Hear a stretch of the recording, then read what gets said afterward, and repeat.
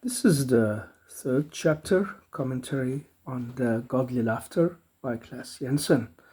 This chapter is about the unequaled human, the I of who we are. It's a difficult chapter to talk about and to comment on, but if I can try to sum it up, it's about talking about being, that you are there, you are alive, that you are who you are. That's a particularly difficult issue for many people and for us as humans. And it's also about what intentions we have and related to relation. Relation is particularly based and surrounded by four type of what we call love. Love is not just one type of that sexual relation, but four type. It's also friendship, and it's also acceptance, and it's a kind of transcendence. So he's going to talk about these issues and takes us in many directions. Exciting and again insights in what can maybe bring light into our psyche in a very special and sometimes disturbing way, without really being disturbing, but it disturbs our acceptance, our way of being. And that's what I like about this book, and that's why I'm trying to talk about it. And so, where to start here? He says he once met a young man who told him, I only talk about life and myself when I am drunk. That's part of the Western culture, so if people are listening from other cultures, they understand that it's not necessarily so for other cultures. And he also acknowledges that there is a problem in Western culture. He uses the quotes of Rollo May and others to say that it seems that cultures in the East has easier talking about issues related to who we are ourselves and being who we are and realizing who we are than it is in the West. That's something that's always made me think why that is so. What's wrong in the West beneath all that so-called civilizatory way of life? Maybe Gandhi was right after all, that when he was asked about Western civilization and answered, it's a beautiful idea. So there is something in the West, but I think, to be fair, it's a symptom of a way of life that the West got to before the others. Because if I look at Eastern societies today and Middle Eastern societies affected by the ways of life in the West and today the global life, we see that not understanding who we are and not relating ourselves to who we are has become a global phenomena.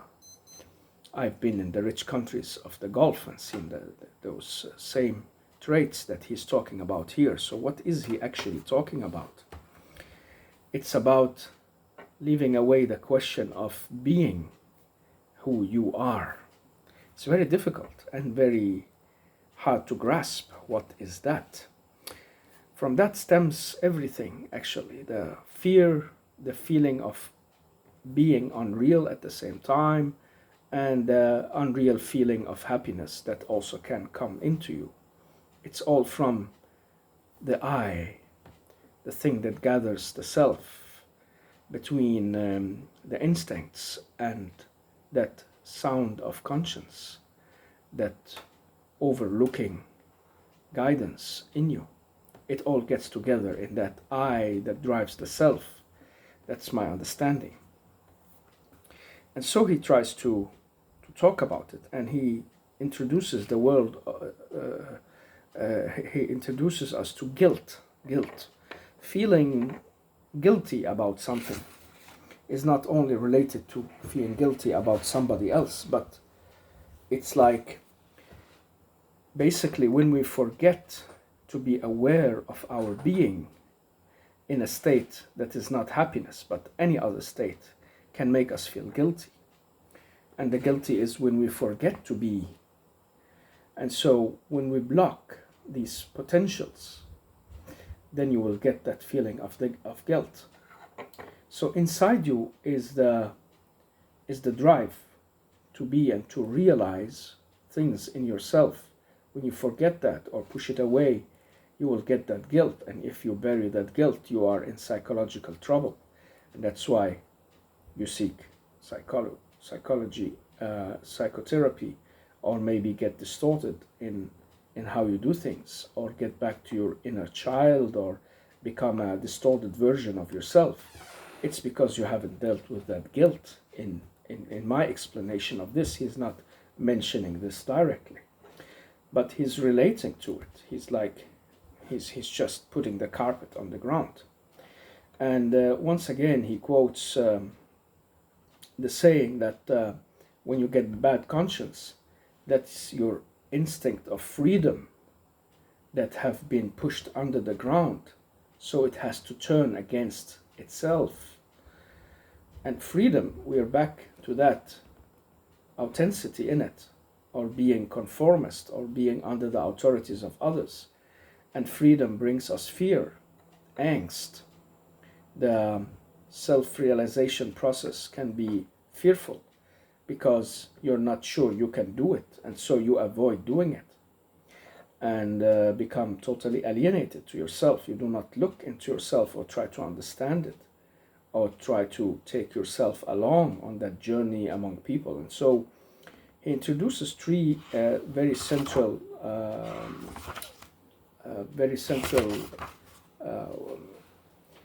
what can you say, realms or circles, it's called the world around us, the things and the nature and the world as it is around us. And then there is the world as we know it in relation to others and that thing around us. And then there is the world inside us.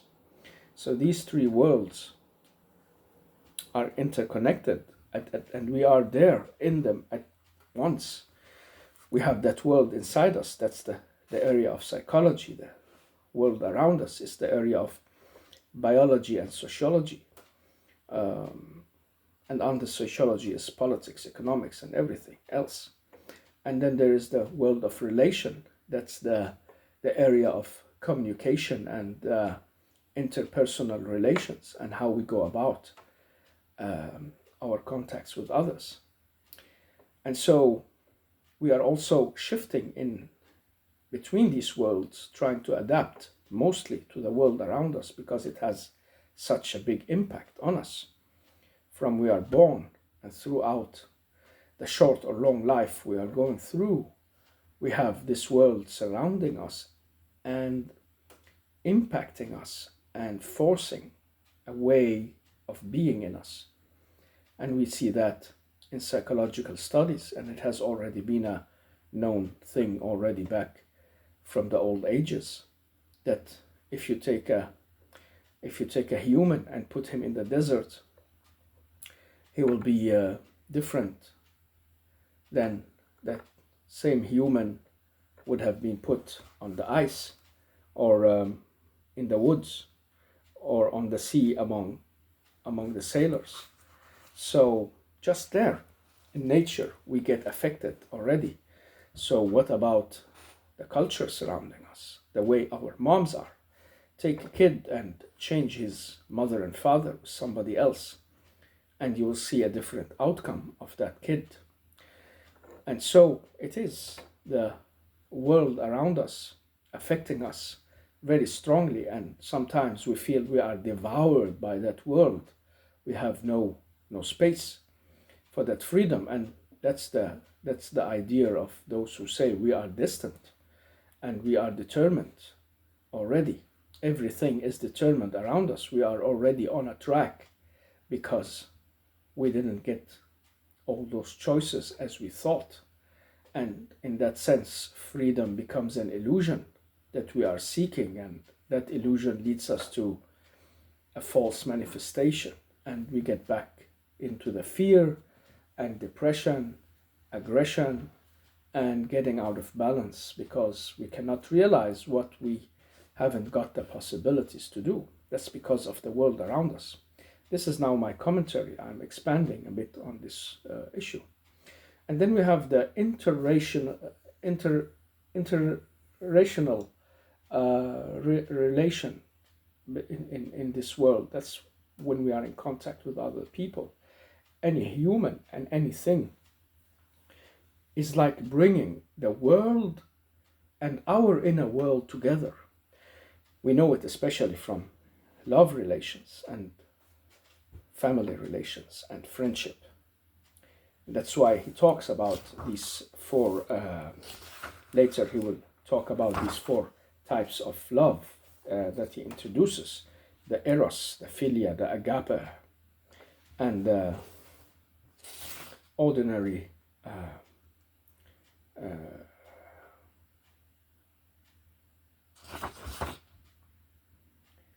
and the sexuality is a kind of love as well.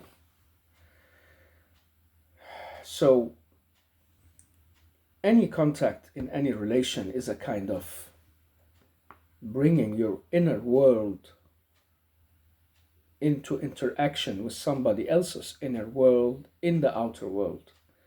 So here you have already a complex relation, because you are something inside you already affected by what's outside you, and that person is something inside her or him, and he or she will have her own world with her in that meeting. That's why it's so exciting and special.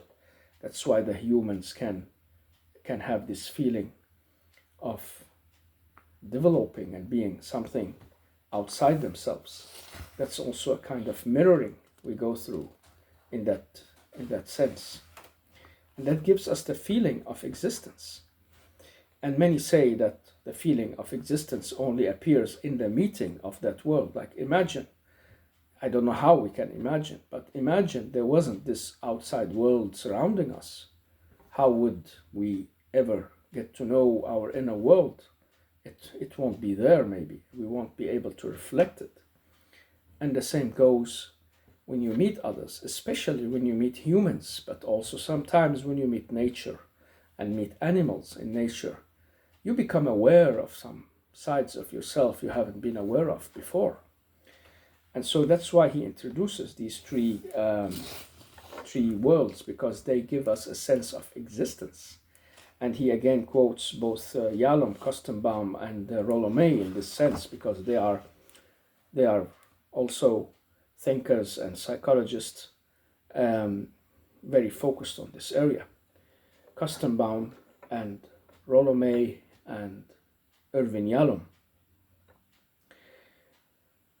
And so our existence is between these three things, and it's also an inner world of its own. And in that inner world, we can be directed in our attention towards the moment we are in, because we are always in time. There's always a time surrounding us, and this moment I'm in is what gives me sense of existence. Because when I sleep or out of conscience, it's like time does not have that meaning. But when I'm awake and sitting here right now, this is the moment I am in.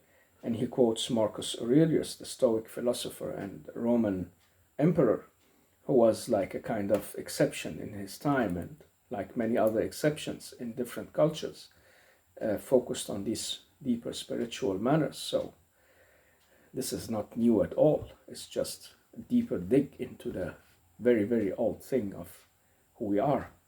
And he says that a human life, Marcus Aurelius, he says the human life exists only in this particular moment. The rest is either something that has went before you or something that's uncertain awaiting you. And so to put the focus on the now, looking at the forward, using the history to get on, is the way of psychotherapy and the way of existential psychology, because it's about getting you in touch with yourself and your future by understanding both the now and the past and how you look at the future. And so in that way you become a project. You are a human project in yourself, in your own life. And you're never alone in that. Even though you have your inner world, that inner world is also calling upon you to be loved and to be accepted. You can accept or reject yourself. And does that come because others have accepted or rejected you? Very, very well, could be so. But you can sometimes also feel that even though you are accepted by others, people are clapping, giving you votes, everyone liking what you do, you have some kind of refusal to yourself. Maybe you're not showing it. That's back to the person and persona. You are the person you are when you are authentic to yourself. That's who you are in reality. And the persona is the role you play in different situations, the mask you take on you to fulfill a kind of what can you say, an intention you have, or a perception of others towards you. That's why you become that persona, because there is interrelational situations. You cannot just sit with yourself like you sit with when you sit with your lover in some place. When you are traveling is different from when you are home. It doesn't need to be that way, but that's how we act. We put on that persona. And so we are always in that relation between being with ourselves and being with others, or surrounded by the world as it is, or as we experience it. And that's a key word in psychology here, in the existential psychology. The world as you experience it, because the world may be experienced differently in other person's inner self. That doesn't mean that it's a total different reality. That's not what they are talking about here. It's not that kind of ideas that, okay, you're looking at a plant or a wall or listening to a voice, and the others is hearing something totally different. It's not that. We are in a common ground on common reality. And when you talk about a plant, the others can talk about the same plant. When you're reading a book and the others are reading it too, they understand it's a book like you do. So in that sense, we have common understanding. That's a very, very normal thing, and that's what some kind of philosophy is trying to take out of us. They want us to believe that we are crazies, that nobody experienced the world like anybody else. That's not true. How else can we relate to novels and stories and biographies and shared experiences if we weren't in them? If you are in the jungle and fierce lions comes towards you, the others will share the experience with you, and that's why you know that you have had this experience together. The beautiful love story and situation you were in where you held hands will become a memory between you two that is shared. How is it shared if it's a total different reality? So that's why it is the commonalities that brings us together, but at the same time we have different levels of experiencing those commonalities, the things that is between us. We do not feel the same intensity of that love story or that restaurant. We do not hear all the same voices. We do not smell the same things because our attention may differ. Some, maybe your love your love story is different from her love story, and that's why she will experience you differently. Maybe it's your first and it's her third or fourth or fifth, and that's why it can be difficult to have the same level of experience. That's true. And so this book and this chapter about the very unprecedented and unequaled human is the focus on the self. And in the self is the focus on the I. What is that I? And how does it actually reveal itself? he uses here from Rollo May the ideas of love and will. So who you are is the will to be something, to use that freedom and that space you have got, that realization that you are here and you are alive. And when you have this intentionality, you become aware of, well, I want this, I won't do that. So this I becomes the center of your actions and your relations. Another aspect of that is the paradox of life and death. This is gathered in love because it's a paradox of love. He will explain it. And it's a difficult chapter, as said, but trying to get around it in a good way. So this I we have and these feelings that's surrounded, that's connected to it in that intentionality is basically what makes us who we are. So beside intentionality, he talks about, as I said, the will, the intentionality, and the care, the love, in other words, and the love has 4 types. And so these 3 words are central for the author and how they make sense of the I, or that special human. So we have this intentionality. We are going towards something almost at all time, and our attention guides us. What is it we really want?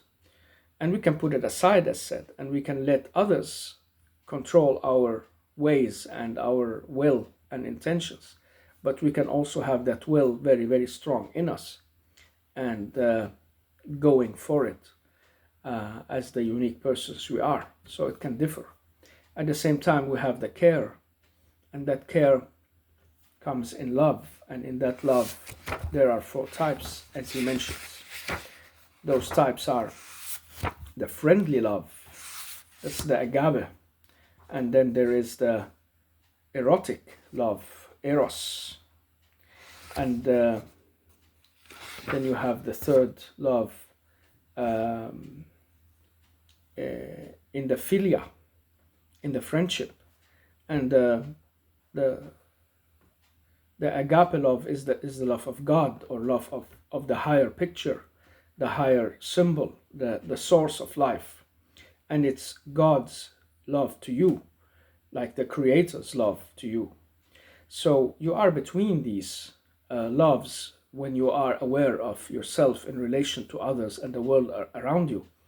You have this sense of acceptance and rejection, and acceptance in love, either in this we call the eros, the love, the passion for something, the friendship, the God's love, or the love between 2 humans getting together in a sexual relation. He does not really explain these, but they seem like the basis here, and they will get back to us later. Related to all that is the feelings we have, and the feelings are not just a kind of reaction to things we do not get. He says that the feelings are authentic in us. They are connected to our I, to our authenticity. And they have 2 aspects, a regressive and a progressive one. And this is, of course, again, my explanation of this, that they are connected to our subjectivity, but that seems very clear from the book. And the criticism of people who think that feelings are not real, and the emotions that we have comes out in feelings as a reaction of something and to something. He sees them more authentic, understand them related to our inner world, and that world that is related to ourself. It's a kind of expression of who we are, what we lack, which things we need. And that's why they come out in two ways. The regressive one is like the destructive way. Feelings can bring us destruction. If we can't destruct what is hurting us, we will start destructing ourselves or try to destruct ourselves. That's why we see this negative reaction in our relations and people we have been with or left or had a quarrel with or could not get on with. Something breaks and something will stay unfulfilled. And if we feel that is going to destroy us and hurt us and destroy our self-picture and authenticity, then we will probably lash out and try to destroy the other out of fear and out of the lack of balance. And so this is forces from within us that will break out. There's also another kind of feelings, the progressive ones, that is looking to heal, consolidate and get on with a new chapter, a new way, getting to know yourself or the other or a new person, like learning from that old experience, healing the trouble, and getting on. So you have the connection with yourself, because if you are connected to you, who you are, you will feel that hurt and that pain. And that's why we also have the guilt of not fulfilling ourselves or have not been doing it correctly, lacking to understand our being. And then it becomes complicated when you have to relate to the being of another person. So it's not easy. And now, as you can see, this is a not so structured way of telling these things, because the book itself is like this. It's like just giving you some insights and leaving you there to think for yourself or to get on with yourself later. The shadow or the demon side of us is also part of what we have to look into, and that's a very scary chapter for many people. And he talks about it here also in some pages, the demonic side as an archetype in us. That kind of love that we have in us was, according to Plato, kind of a demon that wants to get out. The demon, it means it's a kind of force that breaks, disrupts, evolves, does something out of the ordinary for us or against us or with us.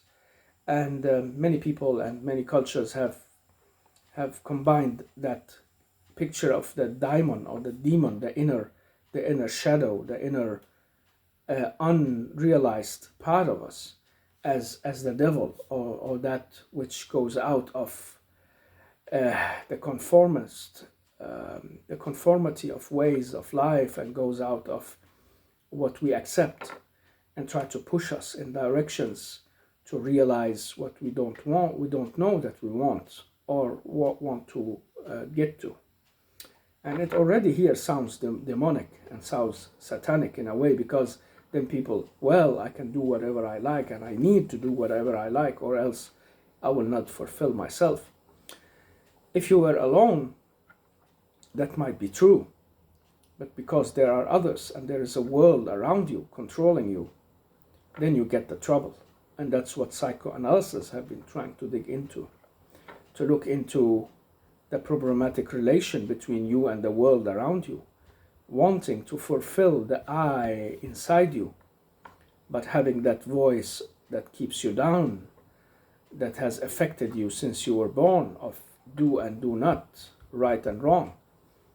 But sometimes you turn against that voice and it becomes your worst enemy. You don't want to hear of any morals, any values, any thoughts that controls you and puts back your daemon, and then he's out of control. The devil is loose, he's taking over. And that's why you have the will to control and to keep yourself together, and you have You have the introspection to see whether this is possible or not, and whether this gives you a feeling of guilt. That's why he says that immediately after you fulfill yourself, you feel guilt. You have that feeling of fear as well. And that is in many, many people who do something that the culture or the way of life does not allow or does not think is right, because you feel the guilt of breaking something outside you and maybe violating things that you shouldn't have violated. So you get that fear, angst of the choice you've made. You become scared of it and you want to run away from it or bury it or punish yourself for it. And so you go into trouble. And sometimes you turn against the thing itself and you make it a taboo, or you turn against that voice of conscience that's inside you and speaking to you and limiting your basic freedom, and that becomes a troublesome neurotic relation that people can get into because they suppress themselves because of that, what they call the sound of conscience and culture around them. All this is, of course, like my laying out from the book, not directly talked in the book like that, but it's like using the words of the author to explain my understanding. And he speaks here about the demon word.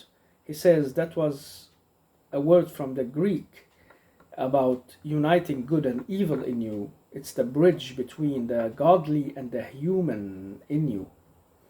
It's a kind of talk, the eudaimonia between the parts of you that needs to find the peace or the well-being. So the same is the word diavel or diablo. It's a Greek word that shows us something that's been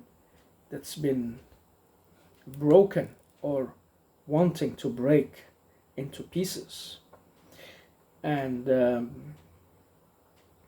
it manifests itself, and psychology like this one believes it's part of us.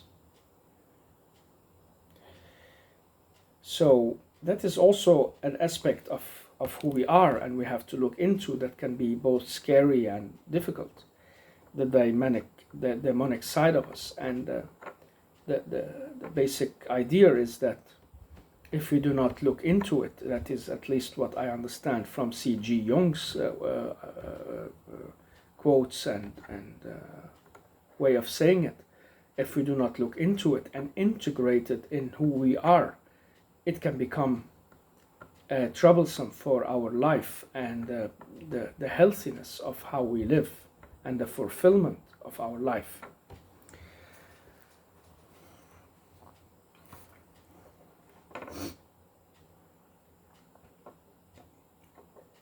So it's like we are in that eye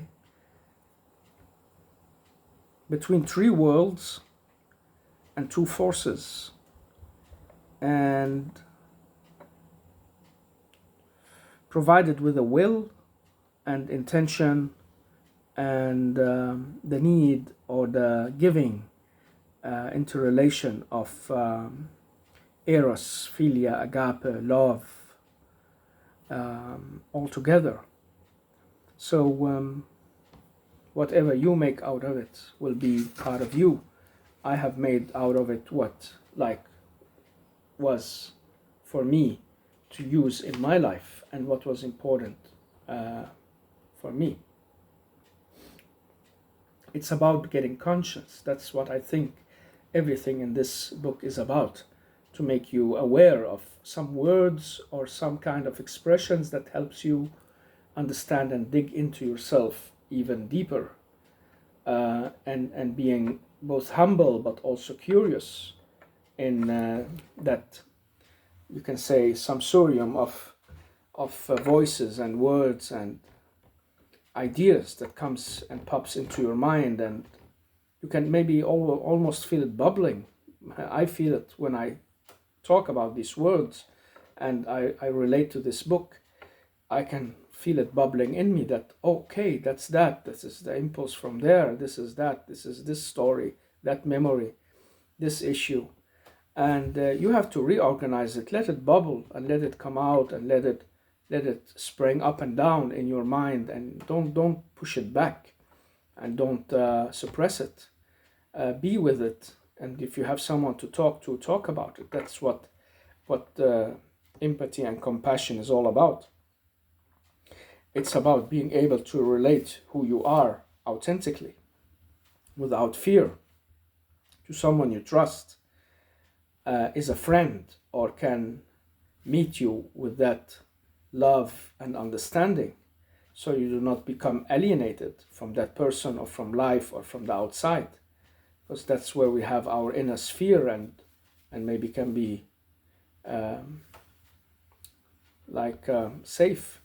And when we relate that, we can get a mirror on who we are, and at the same time evolve by it. But it can also be risky, because if that choice is wrong, you get the wrong person in, or the wrong talk about this, then you go astray in this. So it's basically the chapter here about this issue of the special and unprecedented human with no likeness. And he ends up the chapter saying that, maybe he thinks the friendship, that the sexuality can be self-destructing, and the agape can be totally fulfilling, one-sided. But the friendship, the philia, is about accepting being accepted. That's a beautiful thing to say. Accepting that you are being accepted. It's not about just that your friend accepts you or you accept your friend, but you also accept that this friend accepts you as you are, and can open up about it. That's a very special thing. And that's why when we go into this relational situation, we are not alone anymore, because between the outside world and our inner world, there is this one in between, and that's where we unfold, where we seek a mirror, confirmation or correction, or a way of getting into dialogue. We can talk to ourselves. That's also something, and that's what he said earlier, that there is this special ability of having this introspective. We are self-aware. We are aware that we are aware of ourselves. That's how Søren Kierkegaard put it in his books. So that's a very special thing. We don't know if animals and other things in nature can do that. I have my own idea on that it's not been researched into depth. We don't know if they don't. We just don't know it. So we cannot say they don't. But maybe they do in their own way, being aware of who they are in that situation, but they can't do anything about it. They are in their special world and we are in ours. Anyhow, this is, I go through the books, the world outside us, the world inside us, and the world in between, and the demonic side we have in us as a shadow, and the unfulfillment, the intentions, the will we have, and the love that really is the glue and is that keeps the fulfillment going, and maybe gives the freedom meaning in many ways.